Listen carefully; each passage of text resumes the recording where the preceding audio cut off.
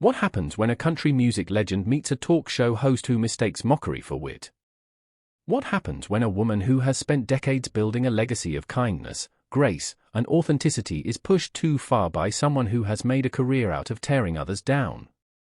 Today, we're diving into the explosive moment that had Reba McEntire destroying Joy Behar in 30 seconds flat on The View, leaving the audience standing and the entertainment world absolutely buzzing. This isn't just another celebrity interview gone wrong. This is a masterclass in how to handle a bully with dignity, grace, and devastating precision. Make sure to subscribe and drop a comment below because you won't believe how this whole situation unfolded. Reba McEntire has been a household name for over 4 decades. She's sold over 75 million records worldwide, won numerous awards, and become one of the most beloved figures in country music history. She's known for her powerful voice, her unmistakable red hair, and her warm, approachable demeanor. But what many people don't realize is that behind that warm smile is a woman who has fought tooth and nail for everything she's achieved. She grew up in a small town in Oklahoma, the daughter of a rodeo cowboy and a schoolteacher.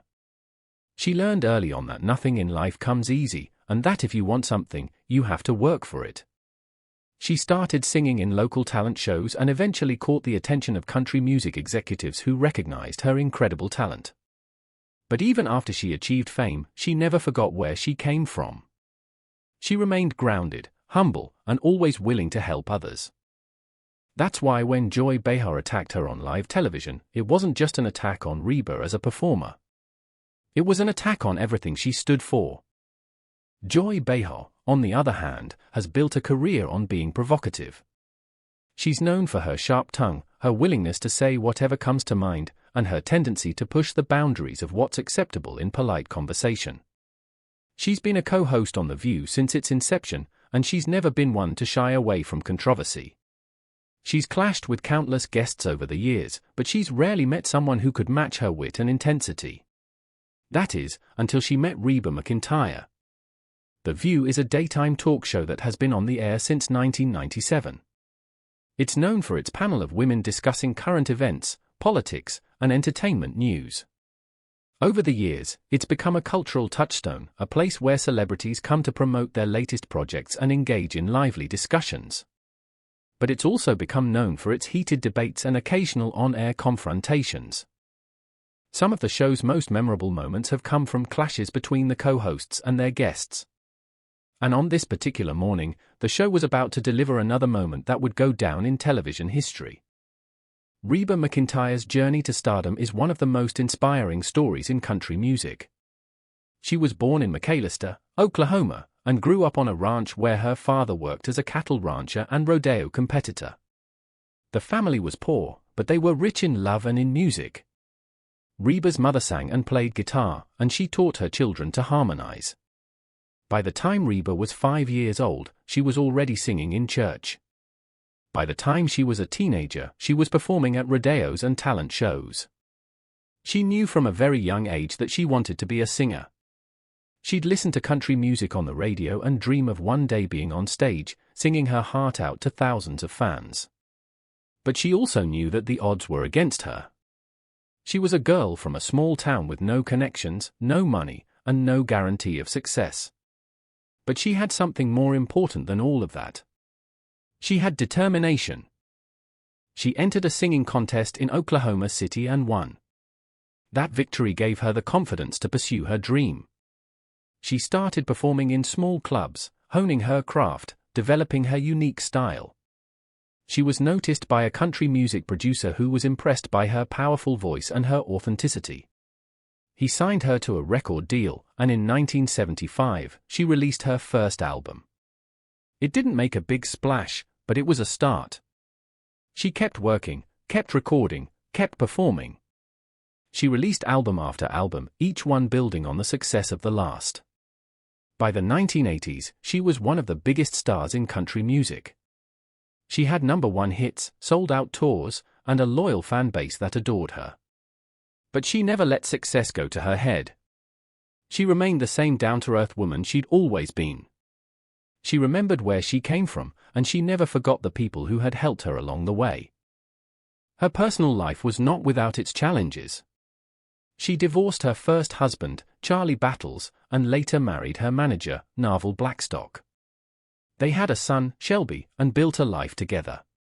But even that marriage ended in divorce in 2015. Through it all, Reba remained strong. She channeled her pain into her music, writing songs that resonated with millions of people who had experienced similar struggles. She became a voice for the voiceless, a beacon of hope for those who were going through difficult times. And she never lost her sense of humor or her ability to laugh at herself. She was, and still is, one of the most beloved figures in American entertainment. So when Joy Behar attacked her, it wasn't just a personal insult. It was an attack on a woman who had become a symbol of resilience and grace for millions of people. Joy Behar, by contrast, had a very different journey to fame. She was born in Brooklyn, New York, and grew up in a working-class family. She attended Queens College, where she earned a degree in sociology. But she was always drawn to comedy, and she started performing stand-up in small clubs around New York City. She struggled for years, working odd jobs to support herself while she pursued her dream of becoming a comedian. She eventually landed a spot on a cable talk show, and her career began to take off. In 1997, she was hired as a co-host on The View, and she became a household name overnight. She was known for her sharp wit, her willingness to say controversial things, and her ability to provoke a reaction from guests and co-hosts alike. She was also known for her feuds with conservative guests, and she wasn't afraid to be confrontational. Over the years, Joy Behar had clashed with everyone from Sarah Palin to Tucker Carlson to Donald Trump. She was known as the liberal voice on the show, and she was always ready to challenge conservative viewpoints. But sometimes, in her eagerness to score political points, she crossed a line. She said things that were mean-spirited, dismissive, and cruel. She sometimes forgot that the guests on her show were human beings with feelings. She sometimes forgot that her job was to facilitate a conversation, not to dominate it. And on the morning that Reba McEntire sat down at the table, Joy Behar forgot all of those things. She was determined to make a point, even if it meant humiliating a guest who had done nothing to deserve it. Reba McEntire, for her part, had come to The View to promote her new book and her new music. She was excited to be there, excited to share her latest projects with the audience. She'd done dozens, maybe hundreds, of interviews over the years, and she'd always handled them with grace and professionalism. She was a seasoned entertainer who knew how to navigate a conversation, even when it got a little uncomfortable. But she was also a woman of deep faith and strong principles. She believed in respect, and she expected to be treated with respect. She didn't appreciate being talked down to, and she certainly didn't appreciate being accused of being disingenuous. She had worked too hard, sacrificed too much, to have her life's work dismissed with a wave of the hand. Reba McEntire's career has been defined by her versatility. She's not just a singer. She's an actress, a producer, a businesswoman, and a philanthropist. She starred in movies and television shows, including the hit sitcom Reba, which ran for 6 seasons. She's produced albums for other artists and has been involved in numerous charitable endeavors. She's used her platform to raise awareness of important issues, including literacy, domestic violence, and poverty. She's a woman of substance, a woman of depth, a woman who has used her success to make a difference in the world. And that's what made Joy Behar's attack so galling. She was attacking someone who had spent her entire life trying to help others, who had used her platform for good, who had always tried to be a force for positivity in the world. The View studio that morning was buzzing with anticipation. The crew had arrived early, as they always did, to prepare for the day's broadcast. The cameras were positioned, the lighting was adjusted, and the co-hosts had gone over their talking points. It was a standard day at The View, except for one thing. Everyone knew that Joy Behar was in a mood. She'd been complaining about the topics, the guests, and the format of the show. She'd been short with the staff and dismissive of her co-hosts. It was clear that something was bothering her, and it was only a matter of time before she let it out. The producers were concerned. They'd seen Joy have on-air meltdowns before, but they'd never seen her quite so agitated. They hoped that Reba McEntire's appearance would be smooth, that Joy would keep her temper in check. But they were wrong. The morning started with the usual introductions. Whoopi Goldberg welcomed viewers, and the co-hosts talked about the day's topics. Then it was time to introduce Reba McEntire. The audience applauded warmly as Reba walked onto the set. She was dressed in a stylish outfit, her red hair perfectly coiffed, her smile warm and genuine. She shook hands with each of the co-hosts and took her seat. The conversation began with light-hearted banter. Reba talked about her new book, her new music, and her upcoming projects. She charmed the audience with her down-to-earth personality and her self-deprecating sense of humor. It was exactly the kind of segment that The View was known for. But then, as always, Joy Behar had to insert herself into the conversation. The conversation took a turn when Whoopi asked Reba about her thoughts on politics. Reba was thoughtful and measured in her response. She talked about how she believed that her job was to entertain, not to lecture. She said that her fans came to her concerts to escape their troubles, not to be told how to think. She said that she believed it was important to respect all viewpoints and to try to find common ground. It was a wise and mature response, the kind of response that came from someone who had been in the business for a long time. But Joy Behar, who was listening with barely concealed impatience, didn't appreciate Reba's measured tone. She wanted fireworks. She wanted controversy. And she was determined to get it. Joy Behar was not a woman who liked to be contradicted. She was used to being the smartest person in the room, and she didn't take kindly to anyone who disagreed with her. She had built her career on being provocative, on saying things that others were afraid to say. But that same quality that had made her successful had also made her arrogant. She had started to believe that her opinions were facts, that her views were the only ones that mattered. And when Reba McEntire suggested that there was another way to look at the world, Joy Behar couldn't handle it. She had to prove that she was right. She had to put Reba McEntire in her place. And in doing so, she made a terrible miscalculation. The criticism that celebrities should be quiet about politics is stupid, Joy said dismissively. We elected a celebrity. The words hung in the air like a challenge. Reba's smile flickered for just a moment, but she maintained her composure. She had heard plenty of dismissive comments over the years, and she had learned to let them roll off her back. But there was something about Joy Behar's tone that was different. It wasn't just that Joy disagreed with her. It was that Joy was being cruel. She was using her platform to belittle someone who had done nothing to deserve it. It was a calculated attempt to humiliate, and Reba wasn't going to take it sitting down. But Joy wasn't finished. She leaned back in her chair, arms crossed, a condescending look on her face. You know what I find interesting, Reba? Here you are, this incredibly successful country music star, but you seem to have such a problem with being honest about your views. I mean, you've made millions from these big tours and album sales, and yet you act like you're just some regular woman from Oklahoma. It's a little disingenuous, don't you think?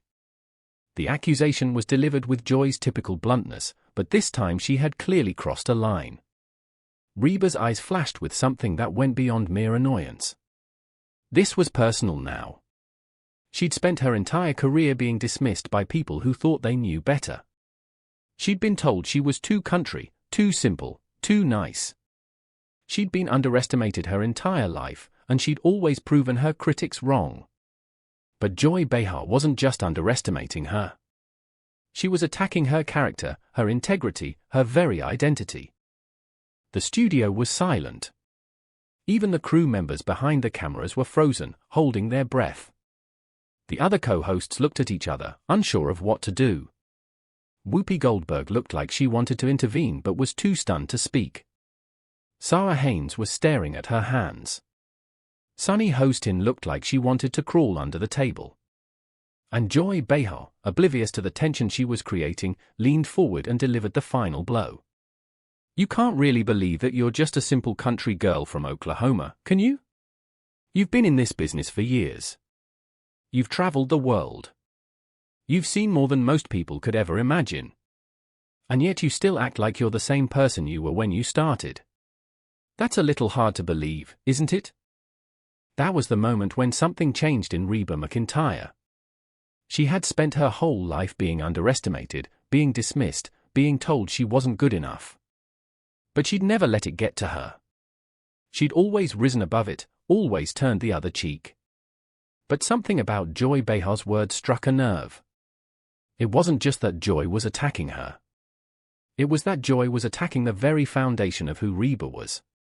She was accusing her of being a fraud, of pretending to be something she wasn't. And Reba had finally had enough. She leaned forward in her chair, her eyes locked on Joy's face, and she spoke. Her voice was quiet but carried the weight of a lifetime of hard-won wisdom. "Joy," she said, "I've been in this business for over 40 years. I've worked with some of the most talented people on the planet. I've traveled the world. I've seen things you can't even imagine. And I have never, not once, encountered someone who was so determined to be disrespectful to a guest on their own show." The words hit Joy like a slap. She opened her mouth to respond, but Reba wasn't finished. "You sit here behind your fancy desk with your fancy microphone, and you think you know what's best for everyone. But you don't know what it's like to be a little girl in Oklahoma who had nothing but a dream and a voice. You don't know what it's like to work your whole life to build something meaningful, only to have someone tear it down because it doesn't fit their narrow view of what a successful career should look like. So let me be very clear, Joy. I don't need your approval. I never did. And I never will." The studio was deathly quiet. You could hear a pin drop. The audience was staring, wide-eyed, at the scene unfolding before them. Whoopi Goldberg's face was a mask of shock and barely concealed alarm. Sarah Haynes looked like she wanted to crawl under the table. Sunny Hostin was staring at her hands. And Joy Behar, for perhaps the first time in her career on The View, was completely speechless. But Joy Behar was not someone who stayed quiet for long, especially when she felt cornered. She leaned forward, her eyes blazing with a fury that seemed to consume all rational thought. "You think you're so special, Reba? You think you're better than everyone else because you smile and sing and act like you're just a simple country girl? Let me tell you something. You're not special. You're just another celebrity who thinks the rules don't apply to you." Reba's response was delivered with a calm that was somehow more devastating than any shout could have been. "Joy, I walked in here with the same respect I show every interview, every journalist, every talk show host I work with. The difference is that they treat their guests with the same respect in return.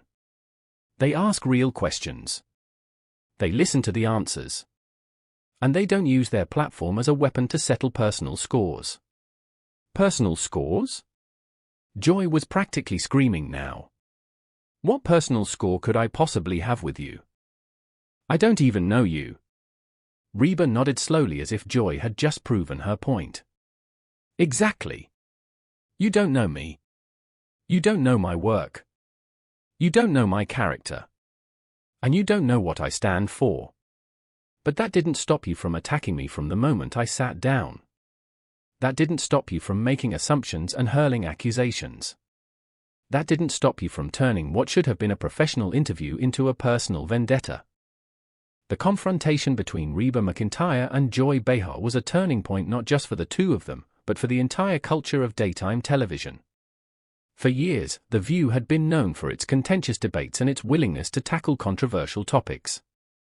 But there was a line between passionate debate and personal attack, and Joy Behar had crossed that line. She had used her platform to bully a guest, to tear her down, to make her feel small. And in doing so, she had revealed something ugly about herself and about the culture of the show. The public reaction was swift and decisive. Reba McEntire was praised for her grace and dignity, while Joy Behar was widely condemned for her behavior. Many viewers expressed disappointment in Joy, saying that they had lost respect for her. Others called for her to be replaced, arguing that her behavior had become toxic. The producers of The View were put in a difficult position. They had to balance their loyalty to Joy with the need to protect the show's reputation. Reba McEntire, for her part, handled the aftermath with characteristic grace. She didn't gloat or rub it in. She simply moved on with her life, continuing to make music and connect with her fans. She said that she held no ill will toward Joy Behar, and that she wished her well. It was a response that only made her more beloved. Joy Behar, on the other hand, was forced to apologize. She issued a statement saying that she regretted the way the conversation had gone, and that she had no intention of disrespecting Reba McEntire. But the apology seemed hollow and insincere, and many people felt that it was too little, too late. The damage had already been done. Joy Behar's reputation had been tarnished, perhaps irreparably. The incident also sparked a broader conversation about the nature of daytime television. Critics argued that shows like The View had become too focused on conflict and confrontation, that they prioritized ratings over respect. They argued that the format of the show encouraged co-hosts to be combative and dismissive, and that this created a toxic environment for guests. Supporters of the show argued that it was important to have a platform for robust debate, and that sometimes, things got heated. But even they acknowledged that Joy Behar had crossed a line. In the weeks that followed, Reba McEntire appeared on numerous other shows, and she was asked about the View incident in nearly every interview. She handled each question with her characteristic grace and humor. She said that she didn't hold a grudge, and that she hoped Joy was doing well. But she also made it clear that she had been disappointed by the way she was treated. Reba McEntire's career continued to flourish in the aftermath of the incident. Her book sales increased, her music topped the charts, and her tour was a massive success. She proved that she was not just a survivor, but a champion. She had been tested, and she had emerged stronger than ever. Joy Behar, meanwhile, continued to be a polarizing figure. She remained a co-host on The View, but the incident had permanently altered the way she was perceived. She became a cautionary tale about the dangers of hubris and cruelty. But that's not where the story ends. There's another layer to this story that makes it even more compelling. Because what Joy Behar didn't know, what she couldn't have known, was that she was picking a fight with someone who had been fighting her whole life. Reba McEntire had faced down adversity from a young age. She'd grown up in poverty, worked her way up from nothing, and built an empire on her own terms. She'd survived divorce, personal tragedy, and the ups and downs of a fickle industry. She'd been underestimated, dismissed, and told she wasn't good enough countless times. And every single time, she'd proven her critics wrong. Joy Behar, for all her bluster and bravado, had no idea what she was up against. She thought she was dealing with a simple country girl who would fold under pressure. She thought she could bully Reba into submission the way she'd bullied so many other guests. But she couldn't have been more wrong. Reba McEntire wasn't just a country singer.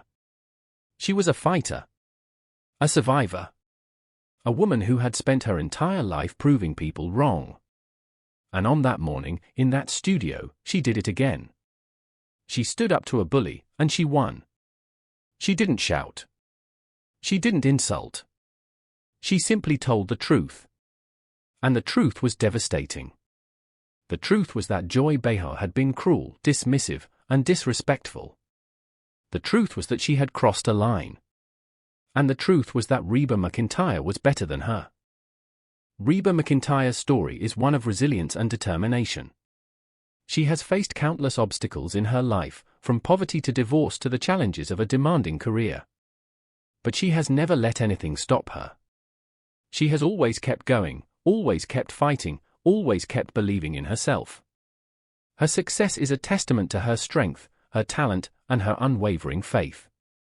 And on that day at The View, she proved once again that she is a force to be reckoned with. Joy Behar, on the other hand, is a reminder of the dangers of arrogance and cruelty. She thought she could bully Reba into submission, but she was wrong.